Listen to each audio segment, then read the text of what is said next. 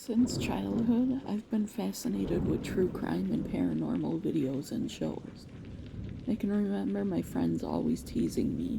While they were watching Jersey Shore or The Real World, I was watching Unsolved Mysteries, The X-Files, and PSI Factor.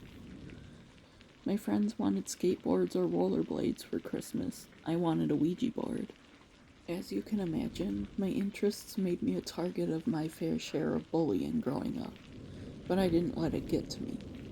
I was honestly such a loving, laid-back kid.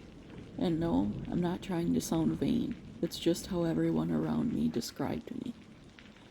Fast forward to my sophomore year of college, when my girlfriend and friends surprised me with a tour and stay on the haunted Queen Mary. "No way," I said excitedly. "This is gonna be epic," I exclaimed, hugging everyone individually and staring at the tickets in disbelief. I'd always wanted to stay on the Queen Mary, but didn't really have anyone to go with. I figured my friends and girlfriend would literally rather be doing anything else. So for them to do this, I felt exceptionally loved. The tour was on the following Saturday at 7 p.m., when it would be close to dark. It was the perfect time because it was early enough that we would be able to explore the ship afterwards, but late enough that it would be dark midway through the tour for extra creep factor. So that Saturday morning, we loaded up and headed out. We lived in Fresno, so it was about a 4.5 hour drive, not taking traffic or bathroom stops into consideration. So realistically, closer to 6 when you're traveling with 6 people. We got to town just in time to check into our rooms. Back then, when I was in college, the most haunted room, B340, was still closed due to being too haunted, and having too many negative incidents in it. But my girlfriend did pull strings to make sure we got another reportedly haunted room. As soon as I heard about the trip, I started thinking about all the areas I wanted to explore. The second we got onto the ship, I could feel the heavy energy. Parts of it were well lit, other parts not so much. Luckily, while my friends weren't into the paranormal, my girlfriend was beginning to be, so we were looking forward to breaking off from the group to explore some of the areas after the main tour. I started pointing things out to my girlfriend like the pool area and the ballroom that we would be checking out later. Before the tour, we had dinner plans, so we quickly headed to our rooms to freshen up and headed out. The tour started in the lobby with a brief history of the ship.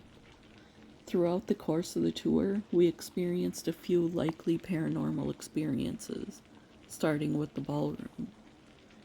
Our tour guide was a really nice older gentleman who gave us plenty of time to explore each room, after giving a brief synopsis of the paranormal history of it.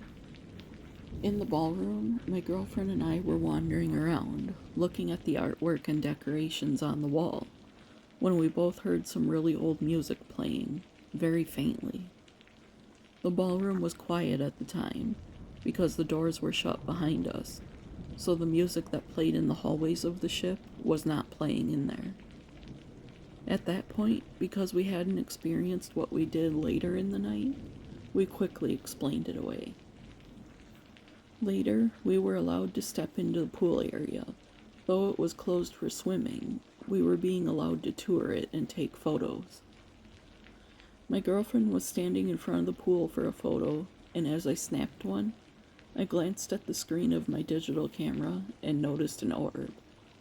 "It could be dust, she said, teasing me as I showed her. But that night, she would no longer be on the fence. Our stay at the Queen Mary was what swayed her to being a full believer in the paranormal. And now, many years later, she has her own small YouTube channel where she documents some of her own experiences exploring the paranormal. We were worn out from a long day of travel and evening of exploring, and when it was time to unwind and relax, we hopped into bed, picked out a movie on TV, and settled in with snacks. Only 20 minutes into us being back in our room, we suddenly heard water running. "Did you leave the bathroom sink on while washing up?" I asked, getting up to shut it off. "No. Remember, you were in there after me to grab your shorts. You would have heard it then," she replied. "Weird," I said, shaking my head. We were sleeping for quite a while when I was woken by my girlfriend screaming. When I looked over, the blanket on her side of the bed was being neatly pulled back, as if someone was trying to get into bed with her. What do I do?" she stammered, paralyzed with fear. But before I could answer, she hopped out of bed, screaming again. There, on the edge of the bed, was a hand imprint, as if someone was pushing down on the bed to test its firmness. At this point, I jumped out of bed and joined her in the doorway. There was no way I was going to convince her to go back to sleep in that room. So we banged on the door of one of the other rooms we had rented out. Once we explained what we witnessed, they offered their couch to us. We sat awake together basically the rest of the night, maybe dozing off 10 minutes at a time. That's the trip that made my girlfriend believe beyond a shadow of a doubt in the paranormal. I don't think I'd ever sleep again after that, to be honest. I would think it was so cool, but also I'd be so terrified. Thank you for sharing your story. I would love to stay at the Queen Mary. If you have a paranormal story to share, email it to the address in the description below. Please like the video and subscribe if you haven't. And with that, see you tomorrow, friends.